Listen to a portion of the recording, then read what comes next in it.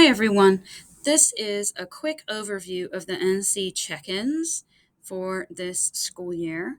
I've already worked with the language arts, math, and eighth grade science departments about how to do the NC check-ins, but I think everybody could use a little overview. So the first thing I want to talk about is things that you need to know before you begin testing. The first thing is what the NC check-ins are. They are a benchmark assessment, and they do a really good job of providing feedback on student performance using questions that come from the same question banks as the EOG or the EOC. So they're probably one of the best predictors we have of how a student is going to perform. And they are, of course, aligned to the grade level content standards. So, there are three benchmarks a year for ELA, grade level math, and eighth grade science. In Math 1 and Math 3, there are only two benchmarks. Some students are not eligible to test, so we will not test any student who is participating in the NC Extend 1 assessments, students that are granted a medical exception from testing, and then, of course, SSA students cannot test what we call off grade levels. So, Mr. Gambler's 7 plus students would actually take the math grade 6 NC check ins because that's the EOG they'll be taking at the end of the year. If a SSA or advanced math class wants to get information, the teacher-made benchmarks will be your best source of information for that. So there are different testing windows for each subject area and grade level. They are linked on this slide, so I will also link the presentation, so feel free to go explore those. Keep in mind that each benchmark can only be administered one time. Once a student has completed a benchmark, they're done with that for the rest of the year. There is a window built into the administration window where teachers and students can go over each of the benchmarks. We, as a school, determined administration days within the window. For context, the window is from September 19th to May 31st. So we have a wide latitude when it comes to determining what days we give the administrations. But for the most part, we try to stick as close to what Wake County recommends as we can. A couple of things to keep in mind. We don't have to administer the benchmark to all students on the same day. So, for example, seventh grade math, Mr. Dietrich can administer his test one day, Mr. Kellett the next day, Mr. Thompson the next day. So it doesn't have to be a same window administration, although we could decide to do that as a school. There are a couple of pieces of information that make NC check-ins different from EOGs. The first is that there's no 95% participation rule. We will try to get as many students tested as we can, just like we do for things like FastBridge and Star Math. But if we don't reach 95% tested, that's not going to penalize the school or the teacher in any way. It is required that NC check-ins are taken online. We do have a few students who have paper pencil in their specific IEPs, 504s, or EL plans, and so paper pencil tests are available for those particular students. The test scores are accessible through the NC Test admin. You do have to be teacher of record in order to access those scores. So, for example, seventh grade science could not access the eighth grade science scores. And we don't have to make a test schedule. There is one attached to this email simply because I think people need to know where they're expected to be on actual test day. There is an option with the NC check-ins that allows remote testing. So, for example, we know that flu is going around, COVID is still a thing.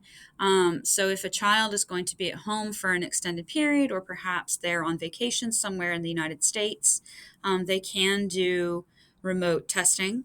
But that is an option available. If it does become an issue for you or something that you need to investigate, please let me know and I'll help you out with that. So there are two required trainings that you have to complete in order to administer an NC check-in. The first is the 45-minute policies and procedures test administration training. I need your certificate from that training in order for you to administer an NC check-in. So I will be sending an email out again later today or tomorrow for the staff that have yet to turn their certificates in to me. Thank you to everyone who has already done that this week. And then there's this training, which is the check-in staff training. if you're administering a check-in, you were given a guide. We've talked about accommodations. We will mention school policies as they come around. We'll also talk about test security and the testing code of ethics. So here are some logistics to keep in mind when talking about NC check-ins. The NC check-ins are scheduled to take about 90 minutes. However, it is an untimed test. So we are going to have some overflow time in the media center. I will be in the media center through 12:10 on Tuesday, helping students who need to finish or who have extended time on their specific plans to kind of help them get through that. We are encouraging teachers to do makeup sessions. We had not planned to do makeup sessions as like a whole school, like for example, you submit your names to me, or I go through and look and see who hasn't taken it. So it may be that teachers would have to do the makeup sessions during their class time, during chorale time, those kinds of things. That makeup session is still being decided. So don't get upset if you don't have information right away about how that happens. The check-ins can be administered in any order. So the typical order is A, B, C, but there are some content areas, for example, that go B, A, C. So it really depends on what the Wake County guidance asks you to do. I will ask you to remind students to bring headphones. We do have a decent number of students who have read aloud accommodations, and those read aloud accommodations will be delivered in the regular classroom. You can administer the NC check-ins in one school day, which is what we're going to try to do, at least for this NC check-in, or you can do it over multiple days. Multiple test sessions is enabled for every student, so we don't have to specifically enable that to be able to test over multiple days. And again, we will plan for students still working. Like I said, on Tuesday, I'll be in the Media Center through 12:10 to accommodate students who need additional time. Here are the materials for the NC check-ins. Again, the administration guides were placed in boxes yesterday. Students will need some kind of a writing utensil. Does not have to be a pencil. Could be a pen, could be a marker, could be a crayon. They will need some scratch paper, and they will need a device or a test booklet. You'll also see that there are additional materials required for the mathematics exams as well as for the grade 8 physical science exam. All right, so with the technology, students can use a district Chromebook, and we have a small number of students who also use their personal devices. There is a link in this presentation about how to access a personal NC test on a personal device. As far as tech support, if you're having a technology issue that you can't resolve, I want you to call me in 0702, which is the media center. That's where I'll be the morning of the administration in case there's any kinds of problems. As far as the classroom environment goes, it's very different than how we do for EOGs. Just like EOGs, however, we do administer the test by a classroom teacher. Proctors are not required, although we are providing proctors to some classes that have high numbers of accommodations or students with individual plans. You do not have to alter the classroom setting, so there's no covering of posters, there's no moving desks into rows, etc. You also do not need a testing do not disturb sign on the classroom door.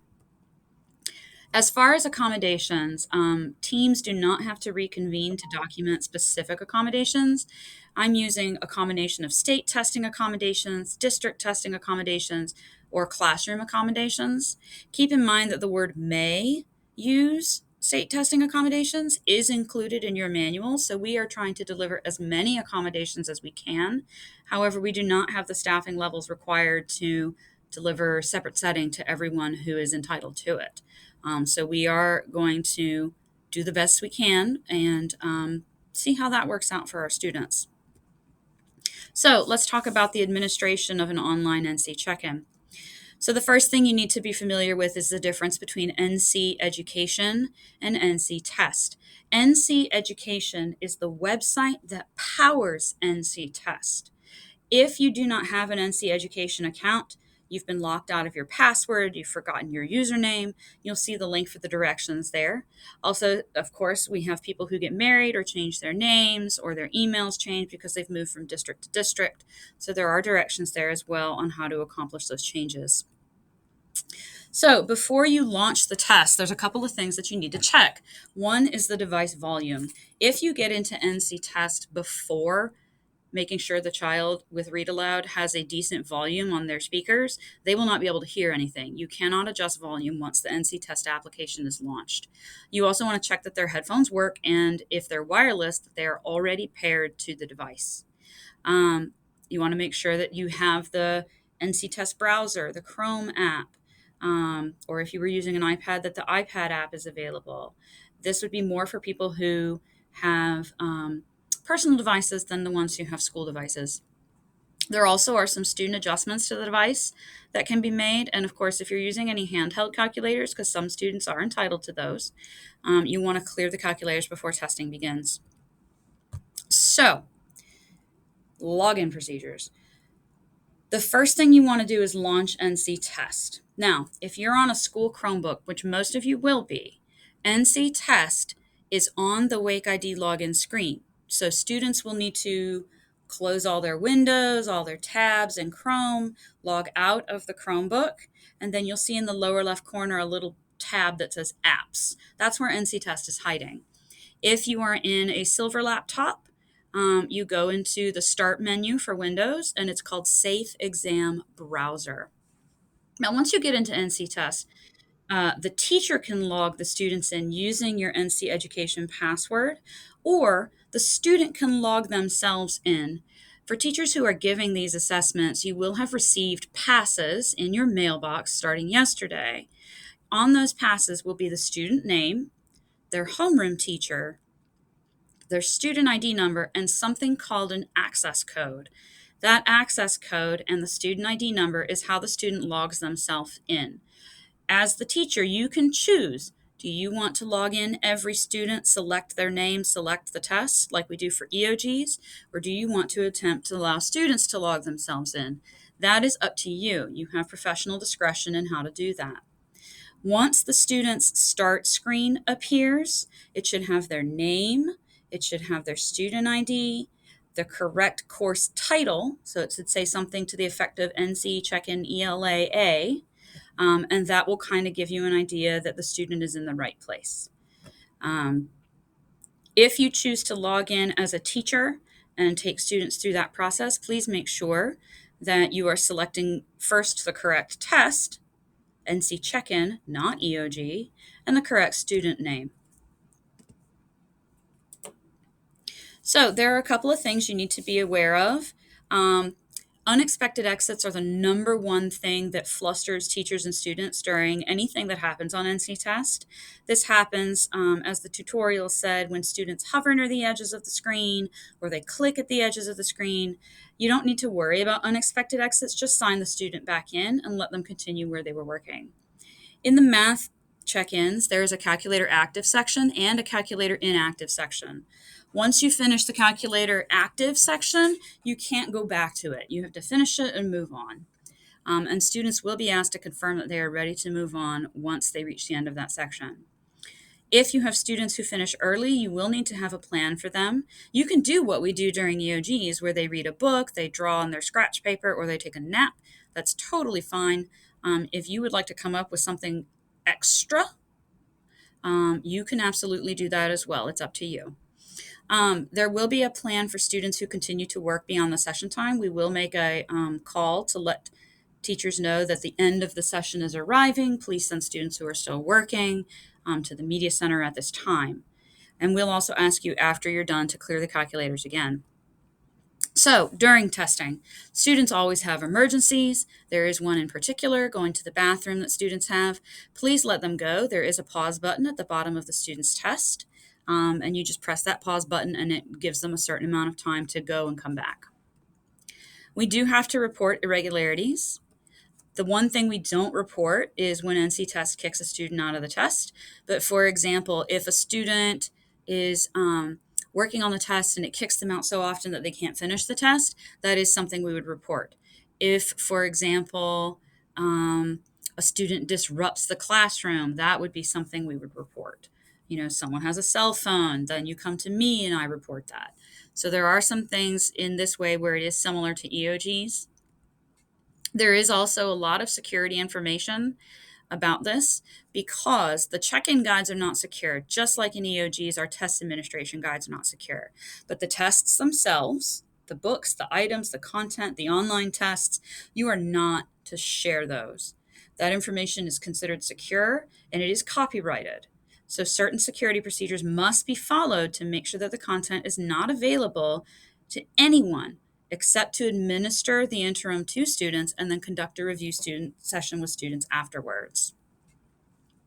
So this would mean once a student's name and ID number are on the screen, you are not leaving those devices unsupervised. It would be no different than if we were paper pencil testing and you left a stack of test books unsupervised.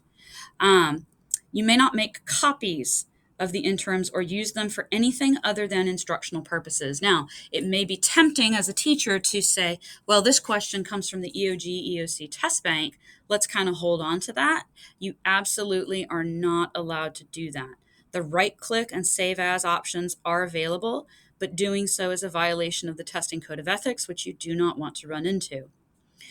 You are also not allowed to save, create, or post electronic files of the NC check-ins or the NC check-ins 2.0s through SchoolNet, Google Drive, email, social media, web posting, or any other method.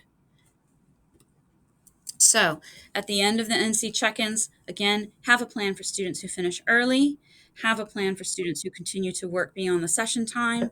If a student has a paper pencil test, we will work on transcribing those responses into NC test. If you have test booklets or answer sheets, please bring them to me in the media center. If you have online tests, poof, they're gone. You don't have to worry about them. So the last part of this training is I'm going to ask you to sign a test administrator agreement. You can use your phone by scanning this QR code, or you can click on the bit.ly link below where it says test administrator agreement and sign. All right, thank you so much for your attention, and I hope you have a successful administration next week.